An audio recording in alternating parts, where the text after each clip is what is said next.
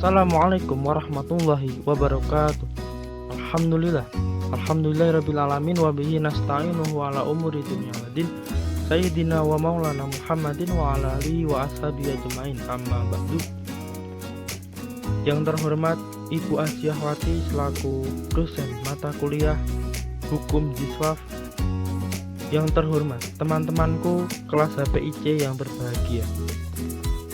Pertama-tama dan yang paling utama, marilah kita haturkan rasa puji syukur kita kehadirat Allah Subhanahu wa taala yang telah memberikan limpahan rahmat serta karunia-Nya sehingga kita dapat berkumpul pada pagi hari ini dengan sehat walafiat tanpa ada halangan suatu apa.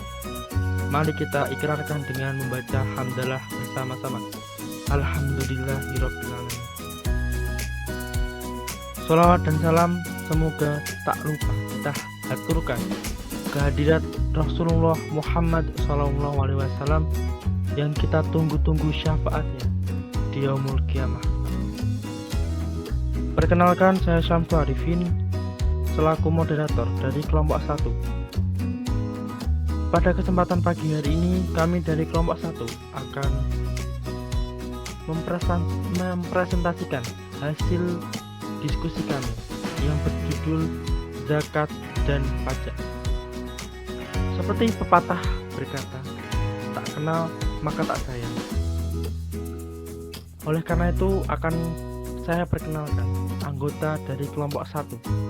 Yang pertama, saya sendiri Syamsul Arifin, NIM 2121310089. Yang kedua, Miftahul Atika, NIM 2121310090. Yang ketiga ada Nandia Ayu Wulandari, NIM 21213110. Dan yang terakhir ada Dia Restu Puji Lestari, NIM 2121311102. Untuk mempersingkat waktu, marilah kita mulai presentasi dari kelompok kami. Mari kita mulai dengan bacaan basmalah bersama-sama. Bismillahirrahmanirrahim. Saya akan membacakan pokok pembahasan dari diskusi presentasi kami pada pagi hari ini. Pokok pembahasan dari judul kami ada 3. Yang pertama, ketentuan pajak dalam Islam dan di Indonesia. Yang kedua, hubungan zakat, pajak, dan kebijakan tentang ketentuan zakat atas pajak di Indonesia. Yang ketiga, ada upaya dan kajian serta upaya kebijakan sinkronisasi zakat atas pajak.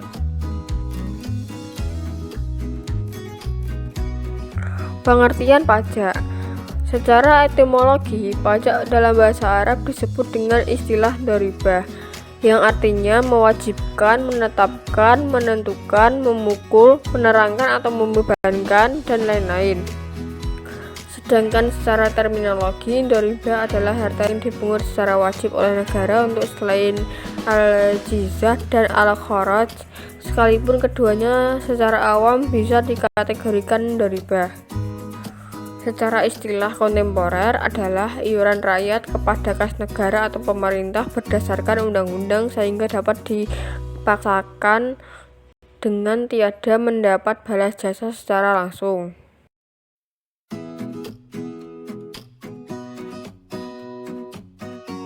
Selanjutnya yaitu ketentuan pajak dalam Islam. Ketentuan pajak dalam Islam yang pertama yaitu diwajibkan oleh Allah Subhanahu wa taala. Yang kedua, subjeknya kaum muslimin yang kaya dan tidak termasuk non-muslim.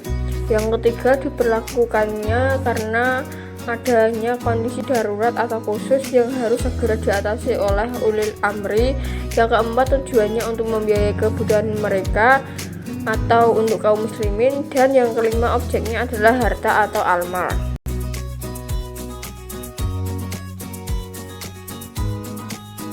Ketentuan pajak di Indonesia.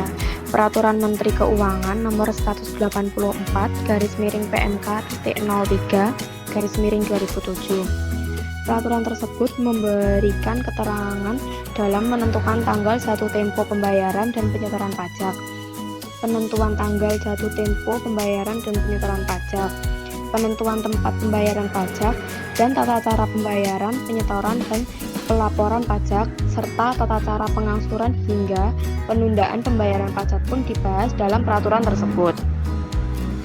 Undang-Undang Nomor 42 Tahun 2009. Peraturan ini mengatur tentang pajak pertambahan nilai PPN dan pajak penjualan atas barang mewah. Peraturan ini merupakan perubahan ketiga atas Undang-Undang Nomor 18 Tahun 2000.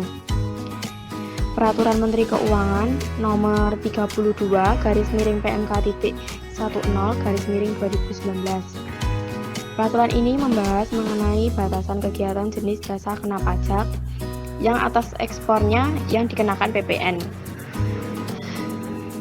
Keputusan Direktorat Jenderal Perpajakan Nomor KIP/95/PJ/2019. Peraturan ini membahas mengenai pengecualian dalam pengenaan sanksi berupa denda atas keterlambatan penyampaian SPT PPh WPOP tahun pajak 2018. Peraturan Direktorat Jenderal Perpajakan Nomor Per/01/PJ/2016. Peraturan tersebut mengatur ketentuan mengenai tata cara penerimaan dan pengolahan surat pemberitahuan tahunan atau SPT. Undang-Undang Nomor 36 Tahun 2008 tentang pajak penghasilan. Pada peraturan tersebut disebutkan definisi pajak penghasilan atau PPh, subjek pajak, objek pajak, hingga cara menghitung pajak. Peraturan Direktorat Jenderal Perpajakan Nomor Per/05/PJ/2017. Peraturan ini menerangkan kebijakan-kebijakan dalam melakukan pembayaran pajak secara elektronik atau e-billing. Undang-Undang Nomor 10 Tahun 2020 mengatur tentang bea materai. Pada peraturan ini, baik dokumen konvensional dan dokumen elektronik dikenakan bea materai. Peraturan Direktorat Jenderal Perpajakan Nomor Per/09/PJ/2020. Kebijakan tersebut mengatur bentuk-bentuk, isi hingga tata cara dalam melakukan pengisian surat setoran pajak atau SPT. Peraturan Menteri Keuangan Nomor 16/PMK.10/2016. Peraturan ini menerangkan mengenai pemungutan PPh atau pajak penghasilan. 22 terkait pembayaran atas penyerahan barang dan kegiatan di bidang impor atau kegiatan usaha di bidang lain.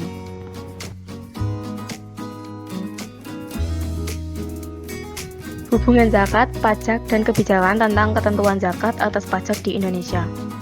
Indonesia memberlakukan sistem tax deduction, artinya zakat yang dibayarkan hanya mengurangi pendapatan karena pajak.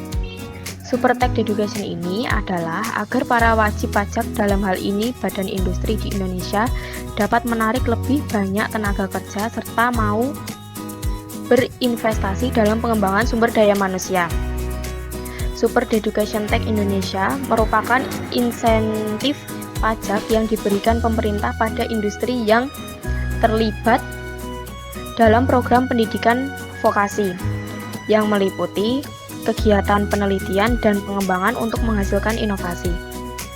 Pemotongan pajak ini diatur dalam Peraturan Pemerintah Nomor 45 Tahun 2019, di mana terdapat 2 poin insentif yang tercantum di dalamnya, yaitu Pasal 29B ayat 1 berbunyi, kepada wajib pajak badan dalam negeri yang menyelenggarakan kegiatan praktik kerja, pemagangan, atau pembelajaran dalam rangka pembinaan dan pengembangan sumber daya manusia berbasis kompetensi tertentu dapat diberikan pengurangan penghasilan bruto paling tinggi 200% dari jumlah biaya yang dikeluarkan untuk kegiatan praktik kerja, pemagangan, atau pembelajaran.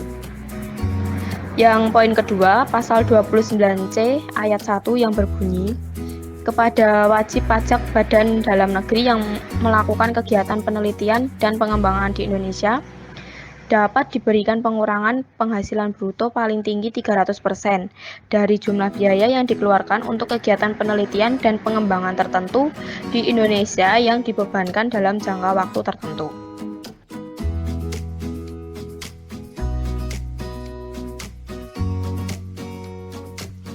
Selanjutnya, pemerintah juga mengeluarkan Peraturan Menteri Keuangan Nomor 128/PMK.010/2019.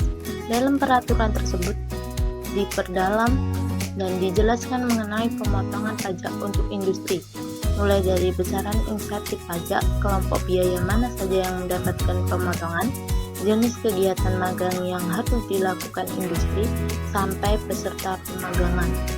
Fasilitas tax deductible belum berjalan efektif karena masih lemah atau rendahnya aspek yang terkait.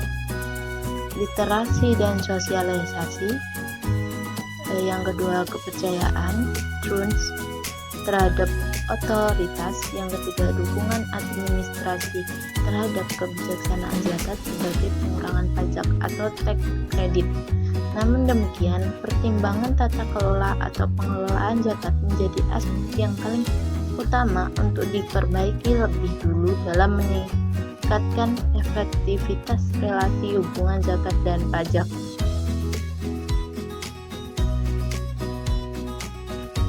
Upaya dan kajian serta upaya kebijaksanaan sinkronisasi zakat atas pajak. Kewajiban membayar pajak sendiri tercantum dalam pasal 23A Undang-Undang Dasar 1945 yang berbunyi, pajak dan pungutan lain yang bersifat memaksa untuk keperluan negara diatur dengan undang-undang. Pajak atau ribah ini hanya boleh dipungut untuk pembiayaan yang merupakan kewajiban bagi kaum muslim dan sebatas jumlah yang diperlukan untuk pembiayaan wajib tersebut, tidak boleh lebih. Sedangkan pajak menurut non-Islam ditunjukkan untuk seluruh warga tanpa membedakan agama. Zakat sebagai pengurangan pendapat kena pajak atau tax deductible yang diungkapkan dalam PP nomor 60 tahun 2010 tentang zakat atau sumbangan keagamaan yang bersifat wajib dan dapat dikurangi dari penghasilan bruto. Kebijakan ini dilakukan untuk meningkatkan realisasi penghimpunan zakat nasional. Namun demikian, pada tahun 2018, di mana dari 3,3 triliun zakat yang dipungut oleh Basarnas, hanya 526 miliar yang dilaporkan dalam surat pemberitahuan pajak atau SPP. Pemerintah Indonesia secara eksplisit mendukung adanya pengelolaan zakat agar dapat memberikan dampak ekonomi yang optimal bagi masyarakat. Selain pembentukan Undang-Undang Nomor 38 Tahun 1999, sebagaimana telah dilakukan dalam Undang-Undang Nomor 23 Tahun 2011 tentang pengelolaan zakat. Pemerintah juga mendukung pengelolaan zakat dan mengecualikan zakat sebagai objek kena pajak. Peraturan ini terdapat pada pasal 4 ayat 3 Undang-Undang Nomor 36 Tahun 2008 tentang pajak penghasilan.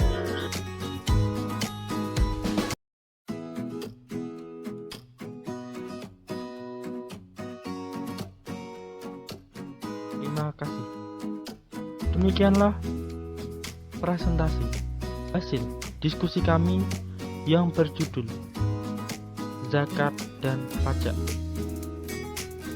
Apabila dalam kami menyampaikan materi ada kekurangan maupun ada kesalahan, kami meminta maaf yang sebesar-besarnya.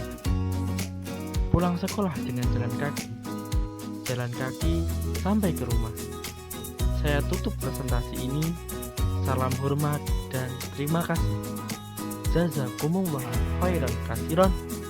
Wabillahi taufiq wal hidayah. Waridha wal inayah. Wassalamualaikum warahmatullahi wabarakatuh. Salam cerdas.